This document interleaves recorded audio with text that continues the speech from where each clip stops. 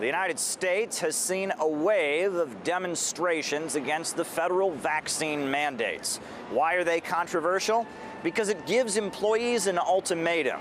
Get vaccinated or lose your job. Body, my choice! My body, my choice! My body, my choice! My body, my choice! Now, opponents of the mandates say they are not opposed to vaccinations, they just want people to have the right to choose. And it's not only among conservatives. People are protesting all across California, Washington, and other progressive states. But Joe Biden says he has no mercy for those who refuse the jab.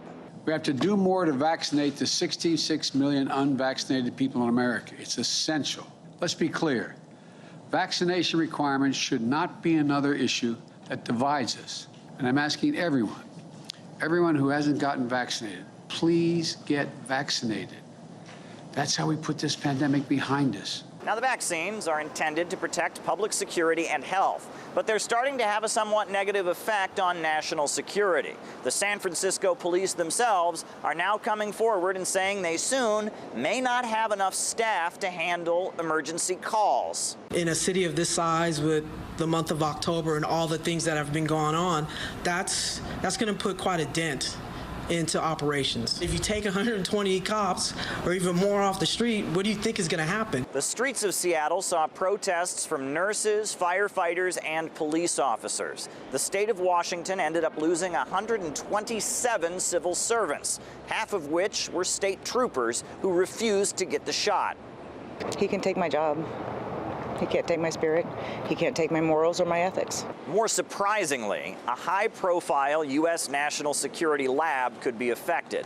Los Alamos, a vital hub of the U.S. nuclear weapons program, had over 100 employees lose their jobs after refusing vaccination.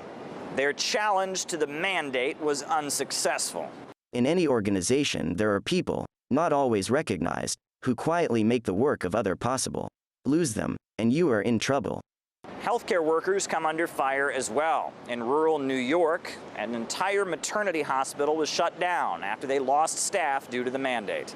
We are unable to safely staff the service after September 24th. The number of resignations received leaves us no choice but to pause delivering babies at Lewis County General Hospital.